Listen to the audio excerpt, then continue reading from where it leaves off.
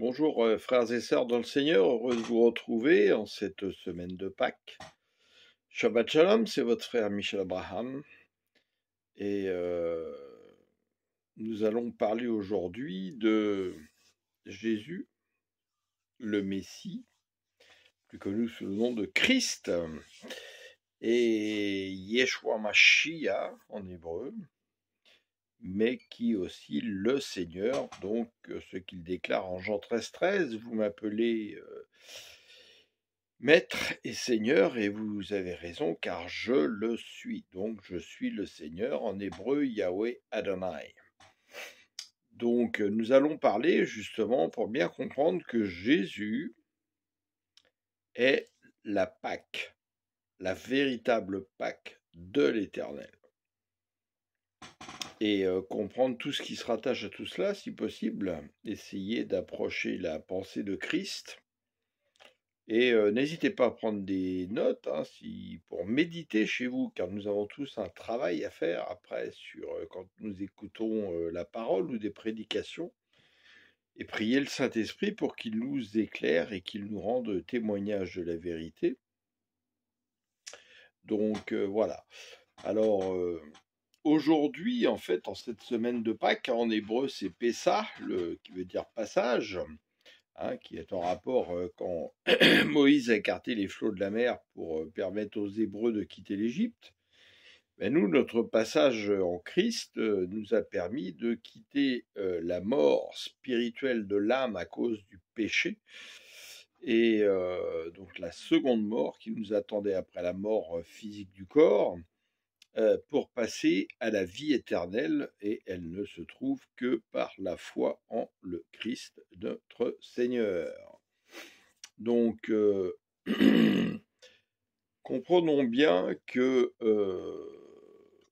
tout cela a été fait selon la volonté, donc ce qu'on appelle Dieu aujourd'hui, mais qui en fait en hébreu est Elohim, c'est-à-dire, d'ailleurs la Genèse commence par Bereshit bara Elohim, au commencement Dieu créa, mais en fait c'est un Dieu pluriel, et c'est pourquoi il dit « faisons l'homme à notre image ». Faisons montre bien que c'est une divinité plurielle, Père, Fils et Saint-Esprit, auquel nous sommes attachés, nous, par la foi, où nous devenons intégrés à cette divinité plurielle, Père, Fils, Saint-Esprit, le croyant par la foi en le Fils de Dieu. Il suffit de lire Jean 17 pour bien comprendre. Je les laisse dans le monde, ta parole est la vérité, consacre-les dans la vérité, afin qu'ils soient tous un comme nous sommes un. Nous, pareil, vous voyez, on retrouve ce nous.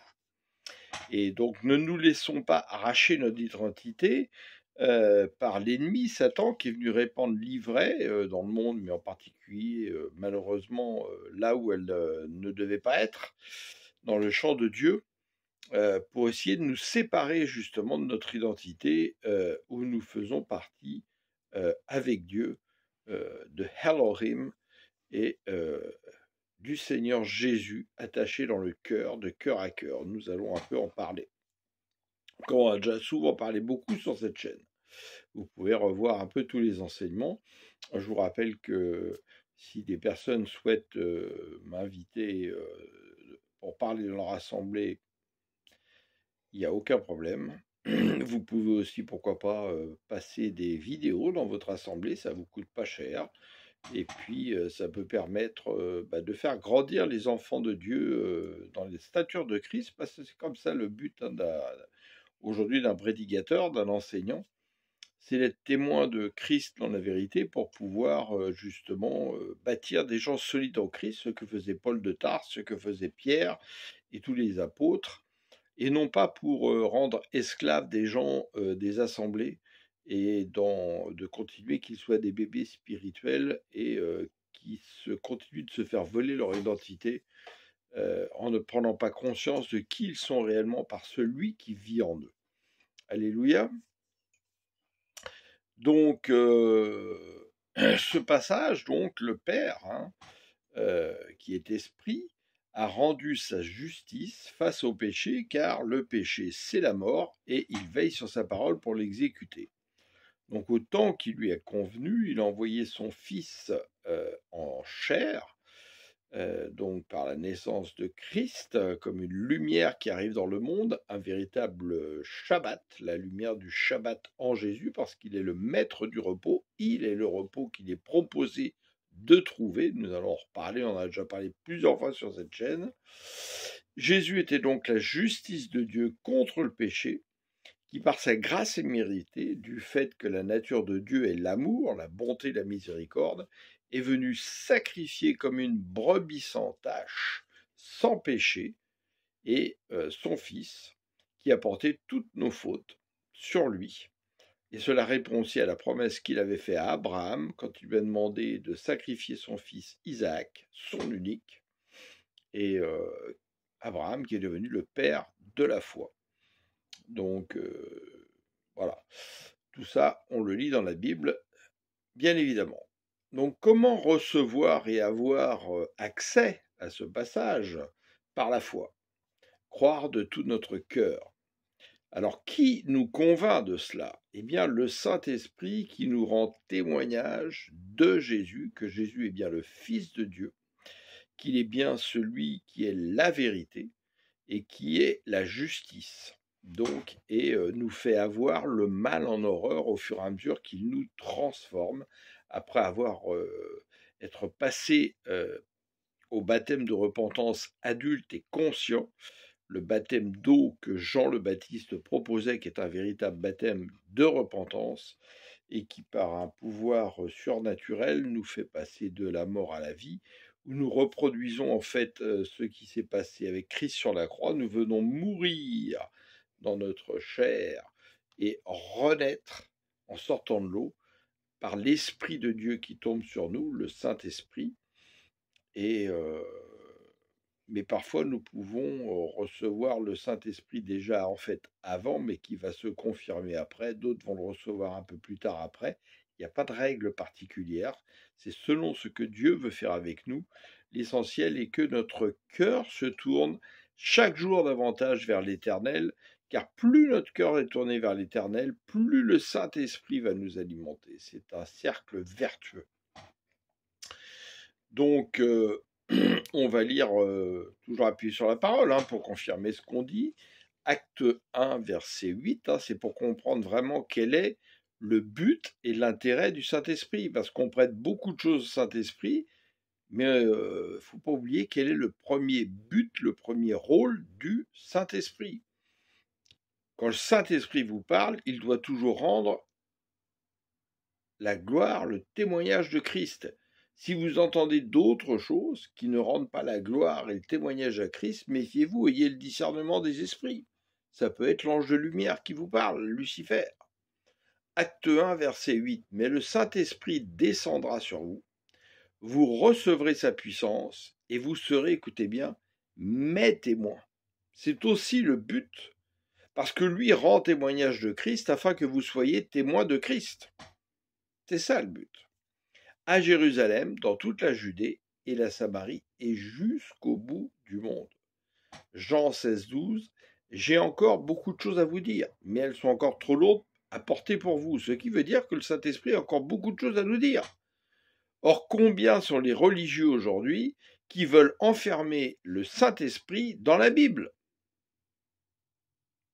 Il y a des choses que le Saint-Esprit a à nous dire aujourd'hui qui ne sont pas forcément écrites dans la Bible, mais qui sont en correspondance avec la pensée de Dieu qui est dans la Bible et qui rend témoignage de Christ de la première ligne de la Bible jusqu'à la dernière ligne. Il est l'alpha et l'oméga.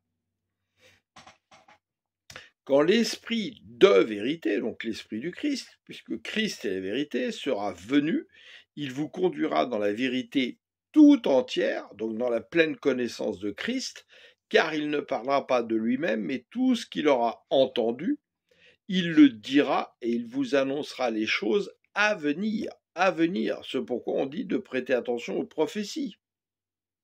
Les prophètes ont tous annoncé Christ, le Messie, et vous remarquerez que la vérité ne plaît pas. Ils ont tous été tués. Et aujourd'hui, quand vous parlez en vérité dans la majorité des assemblées, on ne vous accueille pas. Au contraire, on vient vous faire la guerre et on vous rejette. Parce qu'aujourd'hui, on veut prêcher des évangiles qui caressent les oreilles. Or, le véritable amour de Dieu, c'est pas de caresser les oreilles, c'est d'avertir, de reprendre, de corriger, d'encourager, mais de nous reprendre pour que nous changions d'attitude et que nos cœurs arrêtent d'avoir à moitié le cœur tourné vers Dieu et vers le monde, mais plutôt tourné vers Dieu. C'est la clé, hein. Si nous ne comprenons pas ça, c'est extrêmement compliqué, je vous le dis. Hein. Il manifestera ma gloire, donc c'est Christ qui parle, car il puisera dans ce qui est à moi et vous l'annoncera. Tout ce que le Père possède m'appartient à moi aussi. Voilà pourquoi je vous dis qu'il puisera dans ce qui est à moi et vous l'annoncera. Dans peu de temps, vous ne me verrez plus, puis encore un peu de temps, et vous me reverrez. Donc Christ nous annonce bien son retour, mais le temps de Dieu n'est pas le temps des hommes. Un jour est comme 1000 ans pour le Seigneur. 1000 ans est comme un jour. Alors quelques mots-clés aujourd'hui que je vous conseille de méditer avec l'Esprit du Seigneur et chercher dans vos Bibles et faire un travail chez vous, c'est la vérité, la justice, la droiture, le véritable amour, la mortification, la vie éternelle, la violence, le passage étroit, le rocher de notre salut, de notre âme, comme il est marqué dans les psaumes. Christ est le rocher, il nous en parle lui-même. Est-ce que nos fondations sont fondées sur le rocher, donc solide, ou sur du sable? Et que la maison que nous sommes, cette maison spirituelle, va s'effondrer. Celui qui persévérera jusqu'au bout ne perdra pas sa récompense. Donc justement, récompense, cherchez dans l'Ancien et le Nouveau Testament, vous allez voir, vous allez être surpris un petit peu. Persévérer, une puissance et témoin fidèle, ce que nous devons être. Alors au regard des Écritures saintes, qu'est-ce qu'on trouve des promesses de Christ, promesses messianiques accomplies? Je rappelle que dans toute prédication, si vous ne choisissez pas dans l'Ancien Testament des promesses messianiques qui sont accomplies, ce que Jésus et les apôtres ont fait, pour être justement consommateur de la foi, votre prédication est vaine, car Christ est le consommateur de la foi. Et toute la parole rend témoignage de Christ. Vous sondez les Écritures, croyant avoir en elles la vie éternelle, pourtant elles rendent témoignage de moi. Et qu'est-ce qu'il dit dans Jean 8? Pourtant vous ne voulez pas me recevoir. Si quelqu'un vient en son nom, vous le recevrez. Mais moi, le prince de la vérité, vous ne voulez pas me recevoir. Vous faites les œuvres de votre père. Il a été menteur et meurtrier depuis le début. Votre père, c'est le diable. Vous voyez que l'amour de Dieu, c'est pas que dire des choses gentilles. Ô homme sans intelligence, à l'intelligence obscurcie, combien de temps encore devrais-je vous supporter, etc., etc. On sent bien que Dieu est agacé de voir notre stupidité, pardonnez-moi l'expression.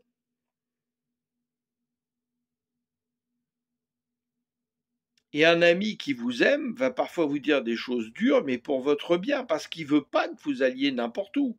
L'amour de Dieu vous commande de reprendre votre frère si vous voyez partir dans n'importe quelle direction, ou lui dire attention, là où tu as mis tes pieds dans cette assemblée, c'est dangereux. C'est ça l'amour de Dieu. C'est pas dire que des mots de flatterie. C'est pas être, j'irais, complice de la pensée du monde. Ça, c'est pas du tout l'amour de Dieu, c'est de la lâcheté. Et se boucher les yeux, c'est être tiède, ni froid ni bouillant. Le Seigneur pardonnera les froids. Il sauvera les bouillants, mais les tièdes, au cœur partagé, lisez l'église de la Odyssée. Ésaïe 53. Pardon. Zacharie 12 que nous n'avons pas lu, verset 10. Alors je répandrai sur la maison de David et sur les habitants de Jérusalem un esprit de grâce et de supplication, et ils tourneront les regards vers moi, celui qu'ils ont percé, Christ. Ils pleureront sur lui comme on pleure sur un fils unique. Ils pleureront amèrement sur lui comme on pleure sur un premier-né. Il est le premier-né d'entre plusieurs frères. Nous sommes ses frères. Arrêtons avec ces titres pompeux de pasteur, de prophète. Ce sont des fonctions. Ce n'est pas des titres, vous êtes tous frères. Puissions-nous comprendre toutes ces choses, où Satan était juste à côté de nous quand on commence à se glorifier devant les hommes. Ésaïe 53, 6, 700 ans avant le Christ, prophétie.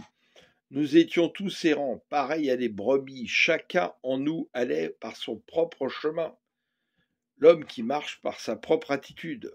L'Éternel a fait retomber sur lui les fautes de nous tous.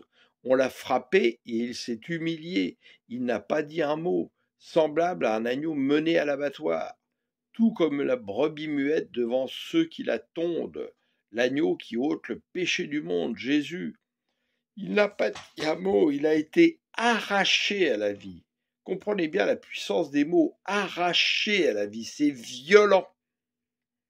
Par la contrainte, suite à un jugement, et qui parmi les gens de sa génération s'est soucié de son sort, lorsqu'on l'a retranché du pays des vivants. Il a été frappé à mort à cause des péchés que mon peuple a commis.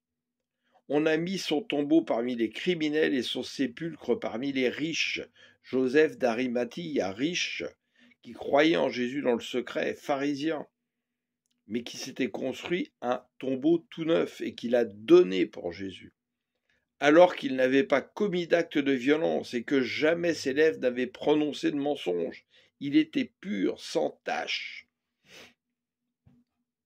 Mais il a plu à Dieu de le briser par la souffrance. Bien que toi, Dieu, tu aies livré sa vie en sacrifice de réparation, il verra une descendance, il vivra de longs jours, donc la résurrection, et il accomplira avec succès ce que désire l'Éternel, car après avoir tant souffert, il verra la lumière par la résurrection et il sera comblé. Et parce que beaucoup de gens le connaîtront, mon serviteur le juste, donc Jésus, le Christ, le oint, le Nazaréen, celui qui est mis à part, les déclarera justes et se chargera de leurs fautes. Et nous aussi, nous sommes des mis à part. Nous sommes des Nazaréens du Nazaréen. Voilà pourquoi je lui donnerai une part. Avec ces gens nombreux, il partagera le butin, donc la récompense, avec la multitude. Car il s'est dépouillé lui-même jusqu'à la mort et s'est laissé compter parmi les malfaiteurs, car il a pris sur lui les fautes d'un grand nombre. Il est intervenu en faveur des coupables. Donc vous voyez, ça c'est l'affiche que vous avez pu voir. Ce qui est là, c'est une vision que j'ai eue en 2021, alors qu'avec mon frère et ami Paul-David Diady, serviteur du Seigneur, témoin du Seigneur, apôtre en termes de fonction, évangéliste, bien d'autres fonctions, docteur, nous étions depuis 40 jours à tous les matins étudier la parole messianique et prendre la scène, donc. Et à part ce qui est en haut, j'ai vu cette vision pendant quelques secondes alors que je buvais la coupe du Seigneur. Et le Saint-Esprit m'a fait comprendre qu'en fait, voilà, Jésus, par son sacrifice, avec les flots de sang, là, qui ne sont pas les flots de la mer, il a ouvert ce passage, ce chemin, le chemin étroit, car il est lui-même l'arbre de vie, nous redonnant accès à l'arbre de vie. C'est pourquoi, quand Marie de Magdala rentre dans le tombeau, elle voit bien les deux anges, là, qui entouraient où était le corps de Jésus, réouvrant le passage, l'accès à l'arbre de vie. Ce passage, il est étroit. Il est ouvert toujours aujourd'hui par la grâce. Jésus tient ce passage ouvert pour tous ceux qui voudront venir à lui. Mais quand les temps vont venir que le Père a décidé à la fin du jugement, comme la mer s'est refermée sur les Égyptiens, ces flots de sang vont se refermer sur tous ceux qui n'auront pas connu le Christ. Ils devront boire la coupe de la colère de Dieu, où Dieu lui-même aura vendangé, écrasé les raisins de la colère. Tous, il aura mis ses ennemis sous ses pieds complètement.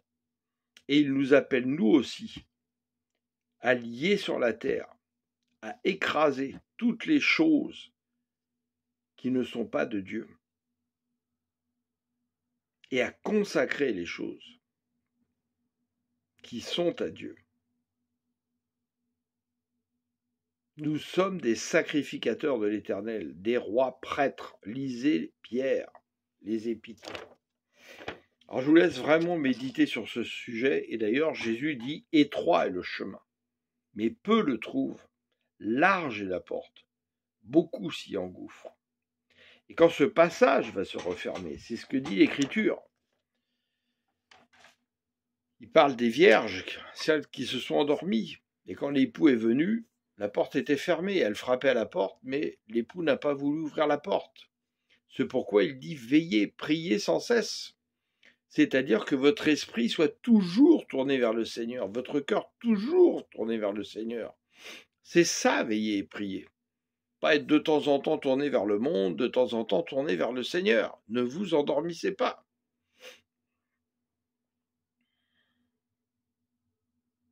C'est très important de comprendre tout cela. Matthieu 11. Depuis l'époque où Jean le Baptiste a paru, jusqu'à cette heure, le royaume des cieux se force un passage avec violence. Vous voyez qu'on a parlé avant Ésaïe 53, comment il a été arraché la vie avec violence.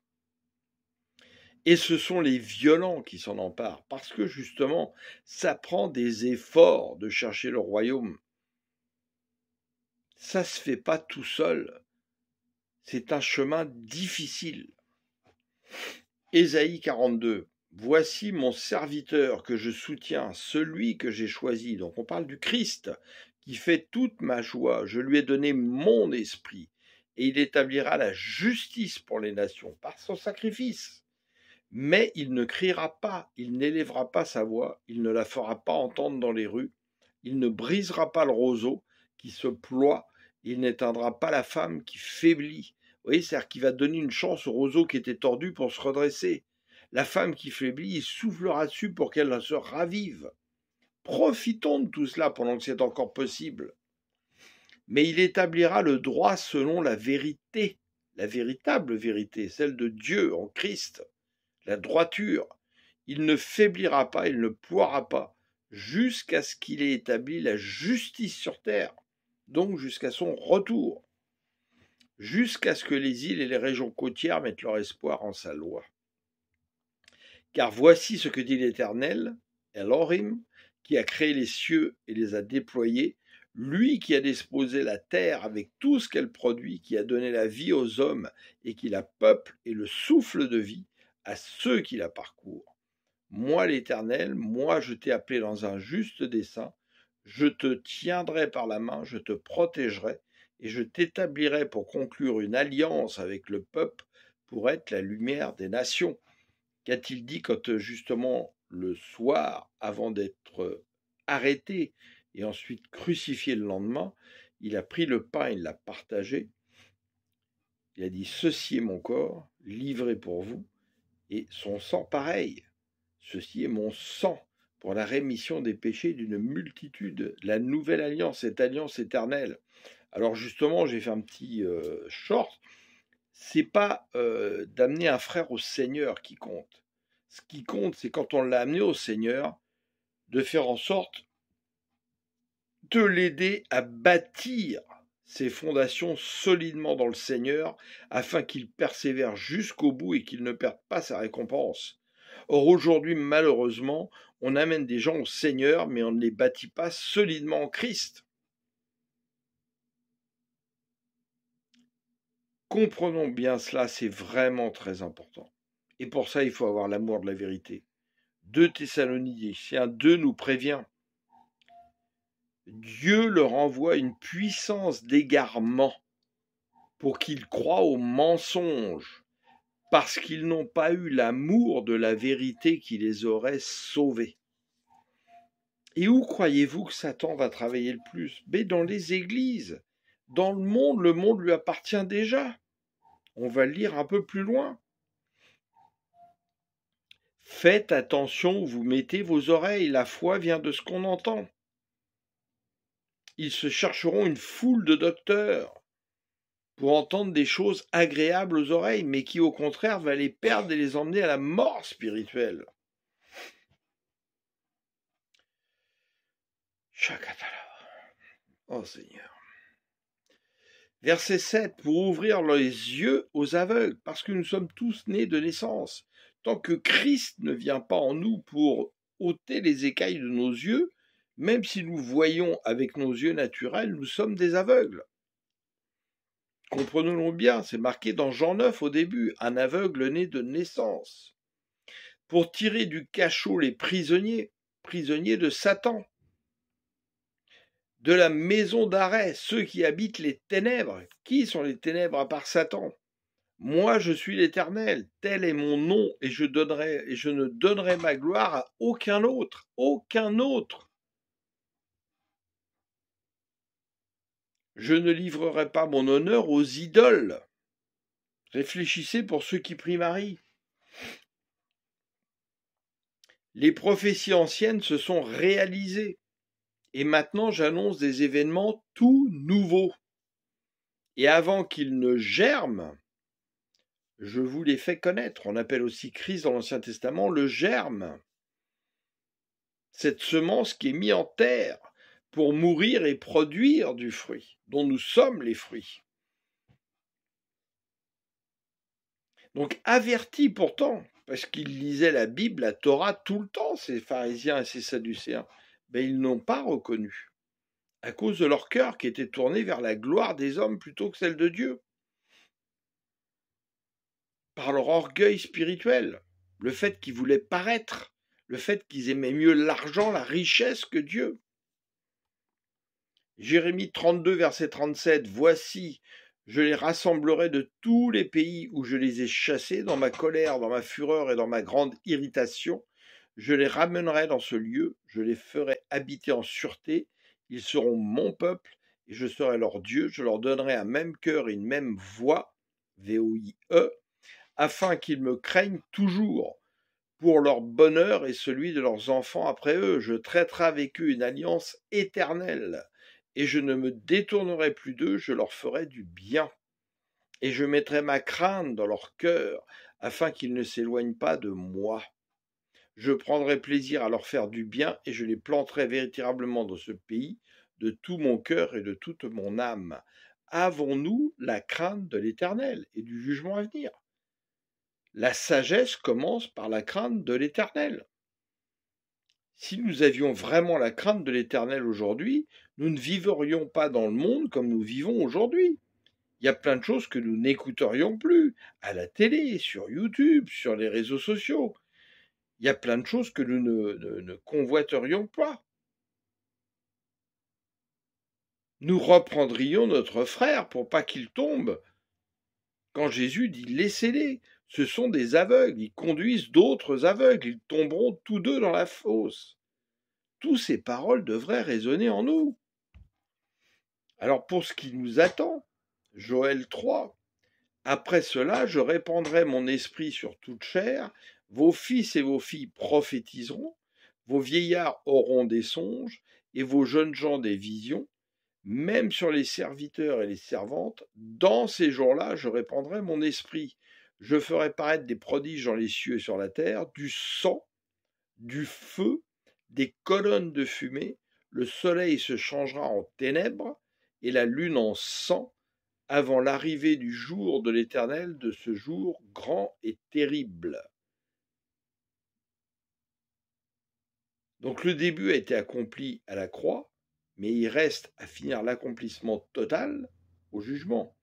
Alors quiconque invoquera le nom de l'Éternel sera sauvé, le salut sera sur la montagne de Sion et à Jérusalem, comme a dit l'Éternel, et parmi les rescapés, que l'Éternel appellera. Nous avons reçu les arts de l'esprit, nous sommes dans des choses qui ont déjà été accomplies, mais d'autres qui sont encore à accomplir. Par l'espérance de ce que ce Seigneur nous a promis. C'est pourquoi il nous demande de persévérer jusqu'au bout pour ne pas perdre sa récompense. Donc comprenons que Dieu est esprit et que c'est par l'esprit que nous devons vivre.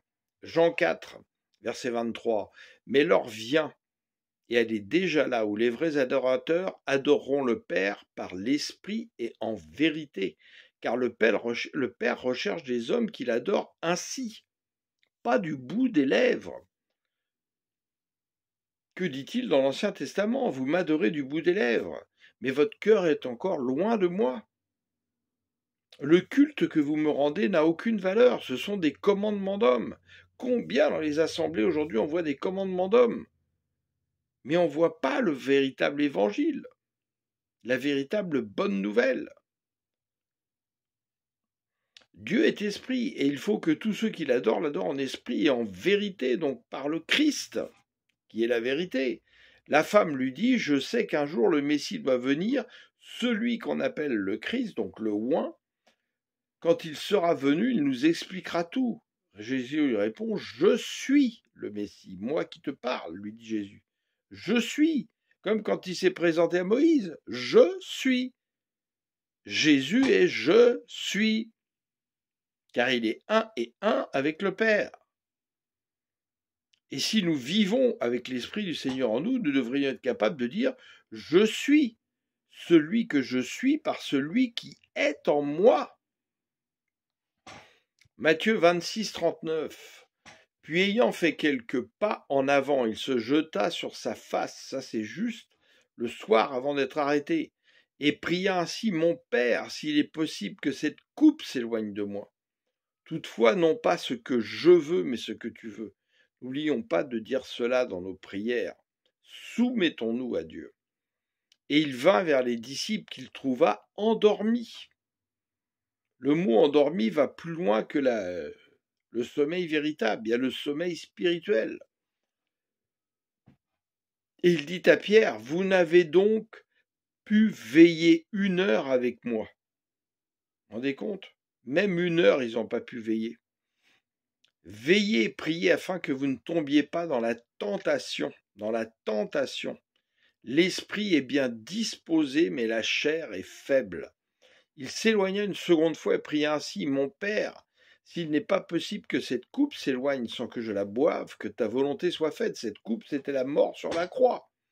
Il revint, il les trouva encore endormis, vous voyez, une autre fois, car leurs yeux étaient appesantis.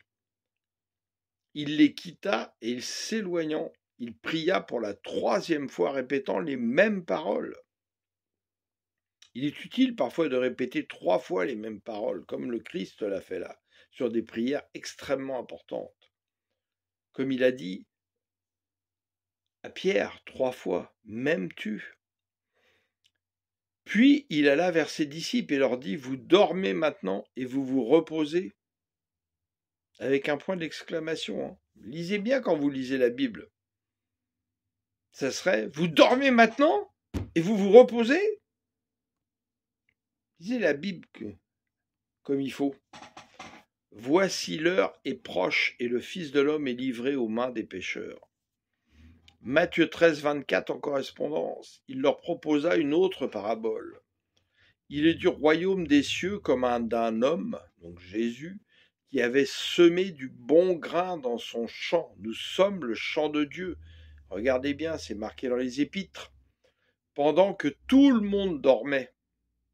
Donc, son ennemi sema une mauvaise herbe au milieu du blé puis s'en alla. Quel était ce champ? Les disciples, l'Église primitive. Et puis après eux, les gens se sont endormis et l'ennemi est venu semer de la mauvaise herbe. Ça a commencé très vite. Et on a commencé à rajouter des commandements d'hommes et bien des choses qui sont très éloignées de la Bible. Qui nous rend témoignage de ça? L'Esprit Saint. La pensée de Christ. Si nos cœurs sont vraiment tournés vers le Seigneur. Quand le blé eut poussé, donc que justement, tout le travail qu'ait fait Pierre, Paul et les autres a commencé et produit des épis.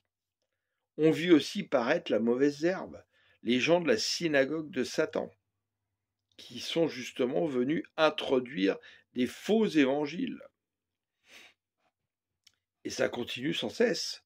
Les serviteurs du propriétaire de ce champ vinrent lui demander, Maître, n'est-ce pas du bon grain que tu as semé dans ton champ?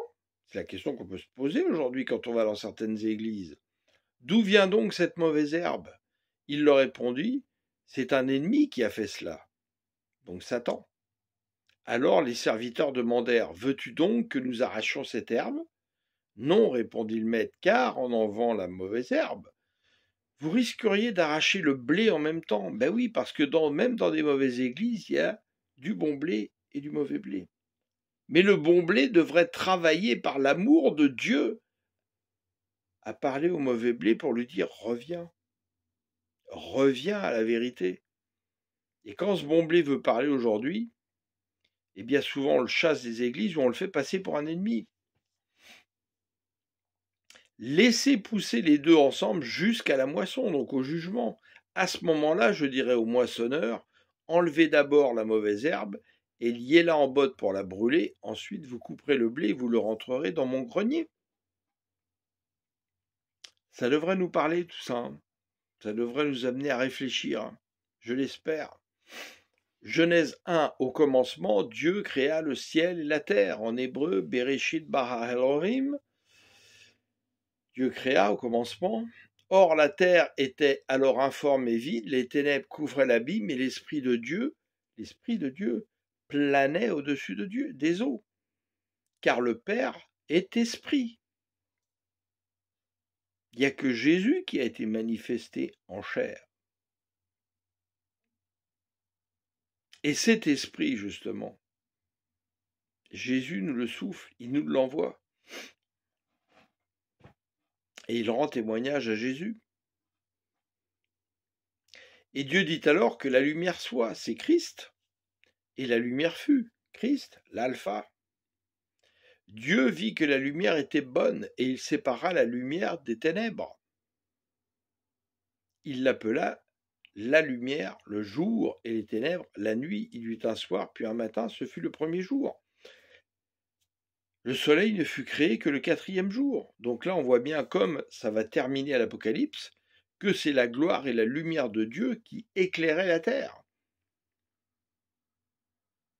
Ce ne sont pas les astres. Et à la fin, ce ne sera plus les astres. C'est la lumière de Dieu qui nous éclairera. C'est marqué dans l'Apocalypse. Lisez.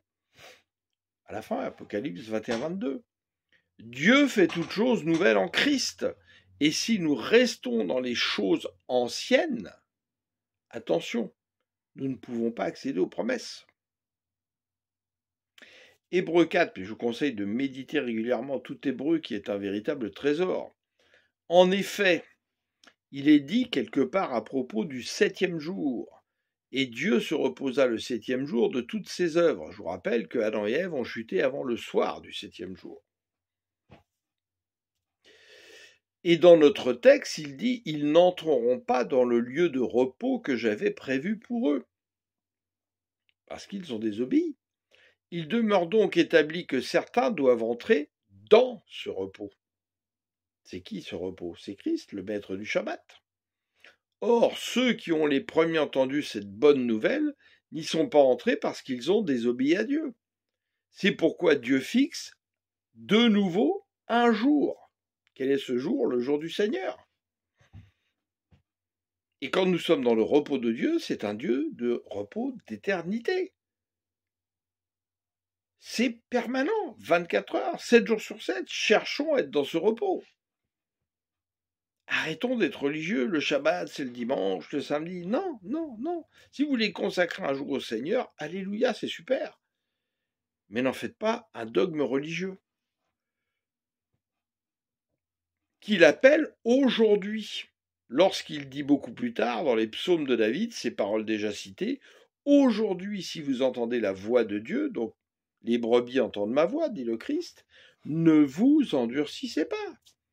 Et on parle de quoi? On parle de notre cœur qui s'endurcit. Notre esprit avec l'esprit à la nuque raide.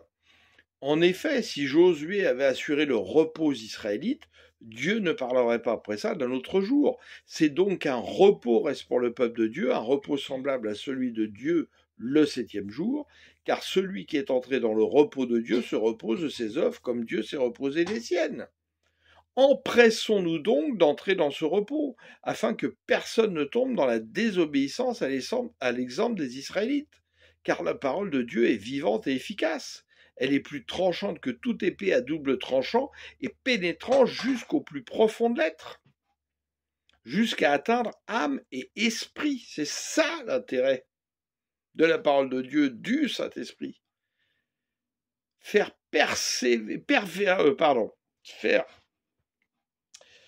prospérer notre âme.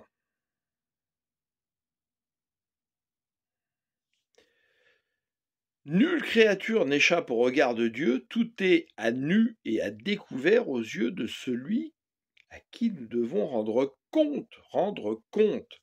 Ainsi, puisque nous avons en Jésus, le Fils de Dieu, un grand prêtre éminent qui a traversé les cieux, donc le lieu très saint, demeurons fermement attachés à la foi que nous reconnaissons comme vraie et par l'aide du Saint-Esprit. Ésaïe 61, l'Esprit de l'Éternel du Seigneur est sur moi, car l'Éternel m'a oint, c'est Jésus qui parle de lui-même, là, en lisant le rouleau dans la synagogue, pour annoncer aux humiliés une bonne nouvelle. Oui, il m'a envoyé afin de panser ceux qui ont le cœur brisé, d'annoncer aux captifs leur délivrance et à ceux qui sont prisonniers leur mise en liberté. Donc les prisonniers de Satan, afin de proclamer l'année de la faveur de l'Éternel. Vous voyez, la Pâque à cette année-là, quand Jésus est mort, était une Pâque extraordinaire. Il y avait 2 Shabbats dans la même semaine. Et Jésus n'a jamais été crucifié le vendredi. D'ailleurs, sinon, en 3 jours, il ne serait pas ressuscité le dimanche. Ça, c'est un mensonge des hommes, mensonge catholique, romain. On sait aujourd'hui historiquement que visiblement, le Christ a été arrêté le mardi soir et crucifié ensuite le lendemain, et qu'il y a eu 2 Shabbats ce jour-là, cette semaine-là. Et que là, il est bien ressuscité 3 jours après. Et le Saint-Esprit m'en a rendu témoignage en 2021, et aujourd'hui on a même des preuves historiques en reprenant des textes anciens de tout cela. Donc arrêtons de nous mettre sous la coupe de religieux qui disent n'importe quoi et de les croire sans intelligence. Quand Jésus a dit cela dans une synagogue, qu'il a lu ce rouleau, en disant « cette parole de l'Écriture est accomplie », cette parole que vous entendez, ils l'ont chassé de la synagogue, ils ont voulu le lapider. Et qu'est-ce qu'il a dit au temple ? Vous ne me verrez plus jusqu'à ce que vous appreniez à dire « béni soit celui qui vient au nom de l'Éternel ». Et aujourd'hui, beaucoup des frères je dirais que le Seigneur me connecte dans le monde entier, entendent le même message du Saint-Esprit. La plupart ne vont plus dans les églises et les assemblées, je dirais, connues, etc., mais dans des petites assemblées, des assemblées de maison, des petites églises qui prêtent pas de mine, parce que là, on entend le message de la vérité, et dans les autres, excusez-moi, mais on entend l'autre Jésus, l'autre évangile, l'autre esprit dont parle Paul. Je vous ai préparé comme des vierges pures pour l'époux, pour le Seigneur. Or, j'ai bien peur que, tout comme Ève, le mensonge tortueux du serpent vienne vous séduire, et que si l'on vous prêche un autre évangile, un autre esprit, un autre Jésus, vous l'acceptiez fort bien. On a été prévenu, mais visiblement on n'en fait aucun cas. Alors attention quand on parle des choses nouvelles. Exode 7, verset 5, l'Éternel dit à Moïse, passe devant le peuple et emmène avec toi quelques responsables d'Israël, prends à la main le bâton. Donc aujourd'hui, le bâton, c'est la foi.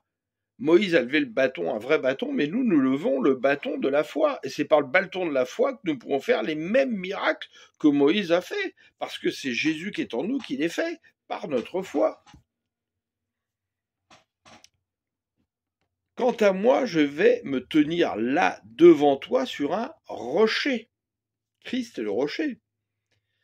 Un rocher du mont Horeb. Tu frapperas le rocher, de l'eau en jaillira, et le peuple pourra boire.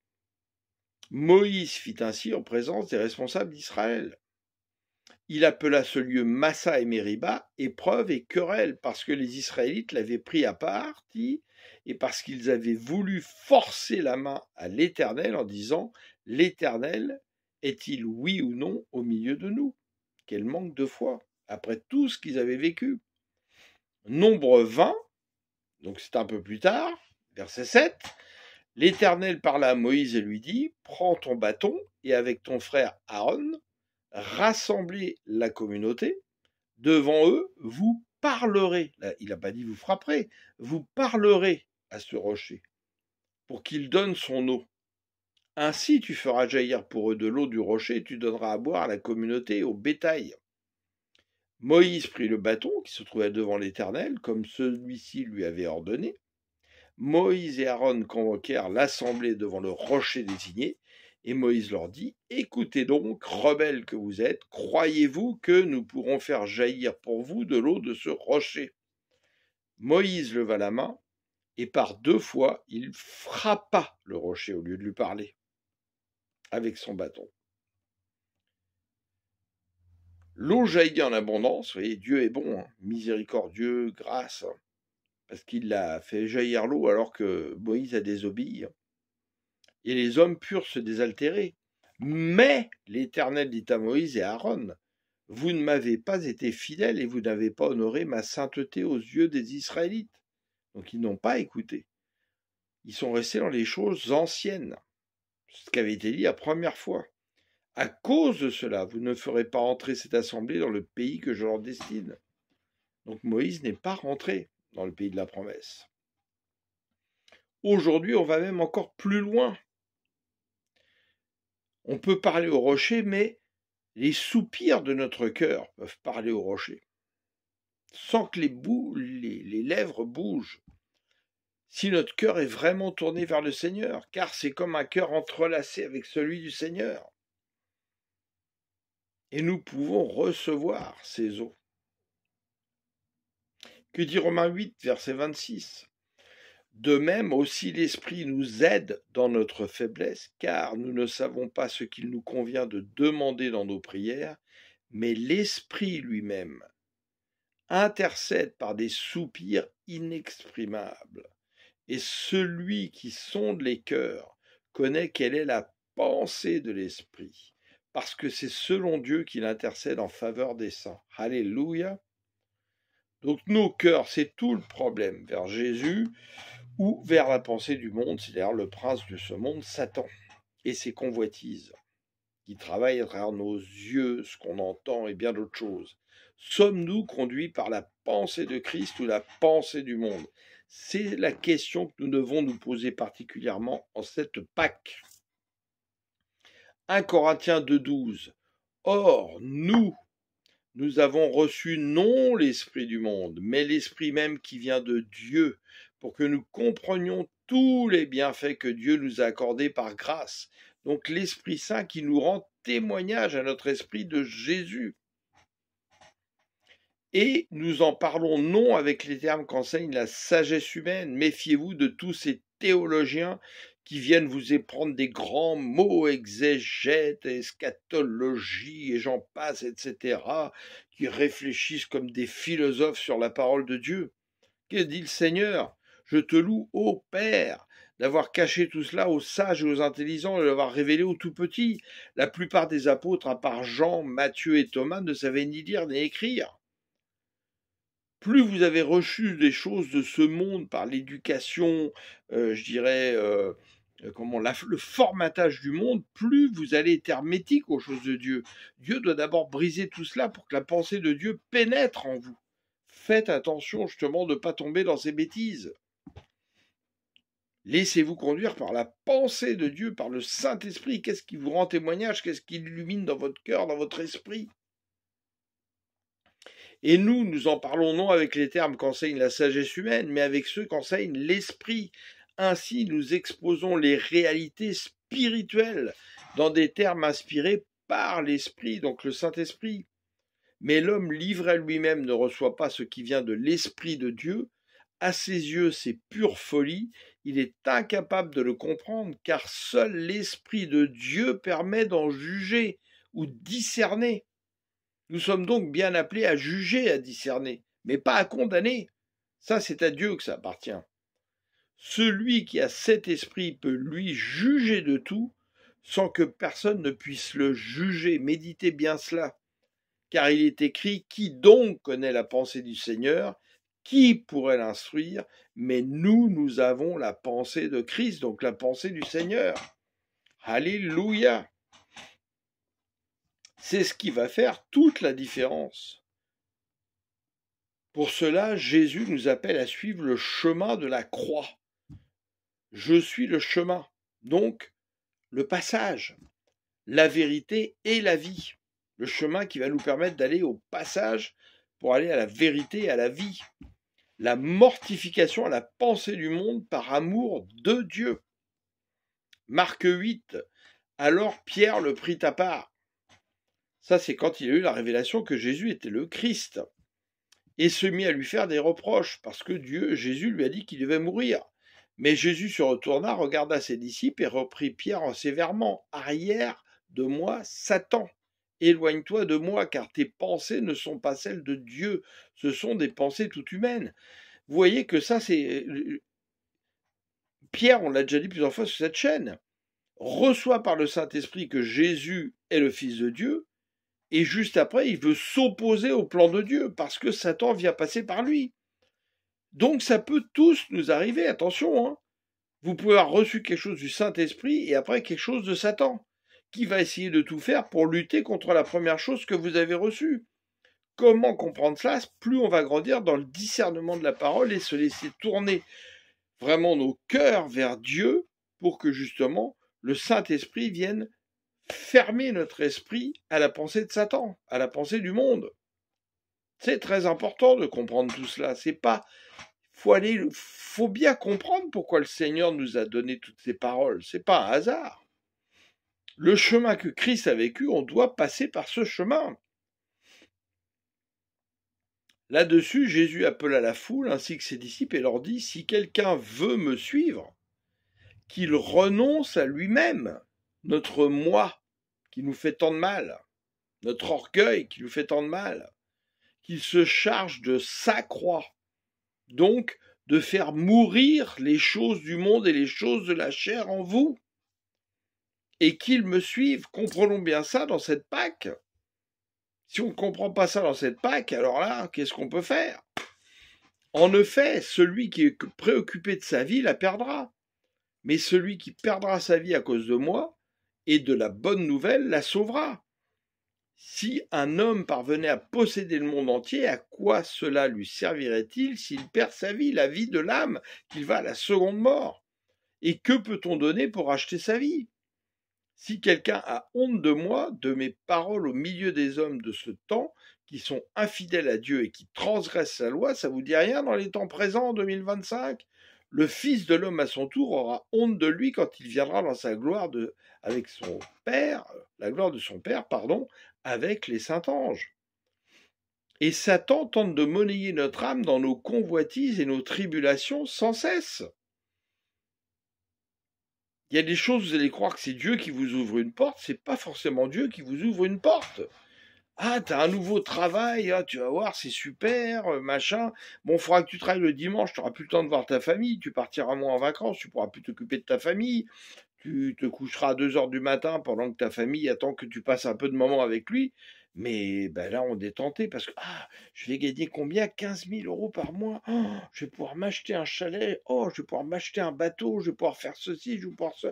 Ben, Dieu est en train de monnayer ton âme. Et tu crois que c'est Dieu qui t'a ouvert une porte? Ben, pas forcément.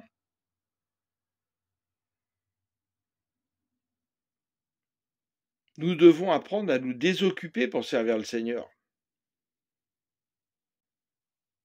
Pour pouvoir lui donner du temps. Faisons attention. Le malin est subtil. Hein. Le malin est subtil. Faites attention. Ne le négligez pas. S'il est sous nos pieds, ne le négligez pas pareil. Parce que si notre tête marche déjà dans les cieux, nous, nos pieds, foulent la terre. Et n'oubliez pas qu'il nous mordra le talon. 2 Corinthiens 6, 11. Chers Corinthiens, nous venons de vous parler en toute franchise. Nous vous avons largement ouvert notre cœur. C'est Paul qui parle. Vous n'y êtes pas à l'étroit. Écoutez bien chaque mot. Mais c'est vous qui faites preuve d'étroitesse dans vos sentiments. Laissez-moi vous parler comme à mes enfants bien-aimés. rendez-nous l'appareil, ouvrez-nous vous aussi votre cœur. Ne vous mettez pas avec des incroyants sous un joug qui n'est pas celui du Seigneur. En effet, celui qui est juste peut-il s'unir avec ce qui s'oppose à sa loi? La lumière peut-elle être solidaire des ténèbres? Et tout ça, c'est le cœur partagé. Le Christ peut-il s'accorder avec le diable? Que peut avoir en commun le croyant avec l'incroyant? Quel accord peut-il exister entre le temple de Dieu et les idoles? Car nous sommes, nous, le temple de Dieu vivant. Dieu lui-même l'a dit, j'habiterai, je marcherai au milieu d'eux, je serai leur Dieu, ils seront mon peuple. C'est pourquoi sortez du milieu d'eux. Séparez-vous d'eux, dit le Seigneur. N'ayez pas de contact avec ce qui est impur, alors je vous accueillerai. Je serai pour vous un père et vous serez pour moi des fils, des filles, dit le Seigneur le Tout-Puissant. Comprenez bien que si vous êtes vraiment renés d'en haut et que vous avez donné votre cœur au Seigneur, il y a des choses que vous faisiez avant que vous ne pouvez plus faire, il y a des gens que vous voyez avant que vous ne pouvez plus voir, il y a des lieux où vous allez où vous ne pouvez plus aller aujourd'hui, etc. C'est l'Esprit qui doit vous en rendre témoignage, vous ne devriez même pas vous forcer là-dessus. Nous sommes appelés justement à ne pas tout accepter dans ce monde. Faire des choix qui sont parfois difficiles, dont on paiera le prix, mais à les faire. De ne pas tout accepter. Et ça, c'est l'amour de Dieu qui nous commande de faire cela. Comme le Seigneur le demandait, à l'époque, d'élargir les cordages de notre tente, eh bien aujourd'hui, il désire habiter en toi. Élargis ton cœur, fais-lui de la place. Et je me parle à moi-même, hein. Matthieu 6, 19. Ne vous amassez pas des richesses sur la terre, où elles sont à la merci de la rouille, des mythes qui rongent, des cambrioleurs qui percent les murs pour voler. Amassez-vous plutôt des trésors dans le ciel. Cherchez en premier le royaume et sa justice, le reste vous sera donné par-dessus tout. Car votre Père connaît vos besoins avant même que vous en lui disiez. Où il n'y a ni rouille ni mythe qui ronge, ni cambrioleur qui perce les murs pour voler. Car là où est ton trésor, là sera aussi ton cœur. Est-ce que Dieu est ton trésor? Est-ce que Jésus est ton trésor? Est-ce que l'Esprit de Dieu est ton trésor? Ou est-ce les choses du monde qui sont ton trésor? Toutes ces convoitises que tu cherches à avoir dans la vie, où tu mets en premier justement toute ton énergie. Pose-toi la question en cette Pâque, c'est très important. Les yeux sont comme une lampe pour le corps. Si donc tes yeux sont en bon état, c'est-à-dire qu'ils ne se laissent pas détourner sans arrêt par les convoitises du monde, ton corps entier jouira de la lumière. Mais si tes yeux sont malades, tout ton corps sera plongé dans l'obscurité. Si donc la lumière qui est en toi est obscurcie, dans quelle ténèbres profondes te trouveras-tu? Ça devrait nous faire peur quand on entend des choses comme ça. Nul ne peut être en même temps au service de 2 maîtres, car ou bien il détestera l'un et aimera l'autre, ou bien il sera dévoué au premier et méprisera le second. Vous ne pouvez pas servir en même temps Dieu et l'argent. Vous ne pouvez pas servir en même temps la pensée de Christ et la pensée du monde, qui vient de Satan, où votre cœur est partagé. Et là, il y a un problème pour le Seigneur. Il y a un véritable problème. Nous avons tous un travail à faire comme ça. Moi, le Seigneur, en ce moment, est en train de m'emmener chaque jour davantage dans la mortification du monde, dans la mortification de la chair. Et j'ai d'autres frères et sœurs à travers le monde avec qui on échange, qui sont en train de vivre la même chose en ce moment, poussés par le Saint-Esprit. Donc si vous ressentez ça aujourd'hui, ne vous en inquiétez pas. C'est Dieu qui est en train de faire ça pour votre bien. Verset 25, c'est pourquoi je vous dis, ne vous inquiétez pas en vous demandant qu'allons-nous manger ou boire? Est-ce que nous avons mis toute notre confiance dans l'Éternel? Est-ce que nous croyons qu'il est le Dieu qui pourvoit? Yahweh Yireh. Est-ce que nous croyons qu'il est le Dieu qui guérit? Yahweh Rapha. Est-ce qu'il est Dieu notre bannière? Yahweh Nissi, notre drapeau que nous sommes fiers de lever, etc., etc. Le Dieu qui combat pour nous. Le Dieu des armées. Avec quoi allons-nous nous habiller? La vie ne vaut-elle pas bien plus que la nourriture? Et le corps ne vaut-il pas bien plus que les habits? Voyez ces oiseaux qui volent dans les airs. Ils ne sèment ni ne moissonnent. Ils n'amassent pas de provisions dans des greniers. Votre Père céleste les nourrit. N'avez-vous pas bien plus de valeur qu'eux? Et vous voyez en plus les oiseaux qui chantent des louanges à Dieu pour le remercier. Alléluia, que la création est magnifique.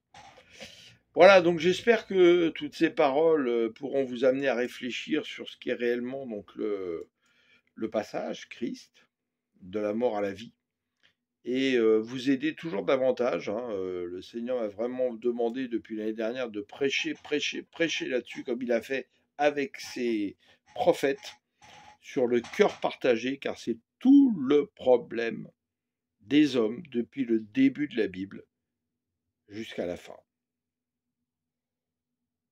Vers quelle pensée se dirige notre cœur? Alléluia! Alors je vous souhaite un très beau week-end de Pâques. Cette Pâques ayant commencé déjà la semaine dernière, toute une semaine. Et vraiment que vous puissiez à cœur de tourner vraiment votre esprit, votre cœur, votre âme vers l'Éternel. Que vous ayez vraiment un esprit bien disposé d'action de grâce, de remerciement pour son sacrifice, pour ce qu'il a fait. Je vous rappelle que vous pouvez nous contacter, si vous allez sur la page d'accueil, on a notre email qui est marqué, et après on peut aussi s'appeler par téléphone. Vous pouvez nous inviter pour parler dans vos assemblées, et ne vous inquiétez pas si des gens s'en vont de votre assemblée parce que nous avons prêché un message qui leur plaisait pas. C'est pas le problème. Jésus ne s'est pas inquiété quand il a parlé dans Jean 6 et qu'il a dit « Mangez mon corps, buvez mon sang ». Il y a 5000 personnes qui sont parties. Qu'est-ce qu'il a dit à ses apôtres? « Et vous, voulez-vous partir ?» Qu'est-ce qu'a répondu Pierre? « Tu as les paroles de la vie. Où irions-nous » Si vous vous inquiétez de savoir si vous allez perdre des membres, c'est que c'est devenu un commerce, votre église. Et que, en fait, vous avez besoin juste de l'argent pour faire vivre votre commerce.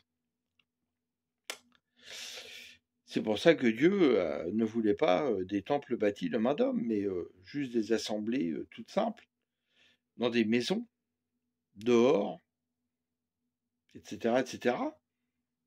Quand les apôtres parlaient dans les synagogues, c'était plutôt pour faire sortir les gens des synagogues et les amener à devenir des témoins et parcourir le monde. Comme Dieu a envoyé Jésus, il nous envoie. Jean 17, lisez pareil, c'est un trésor régulièrement. Alléluia.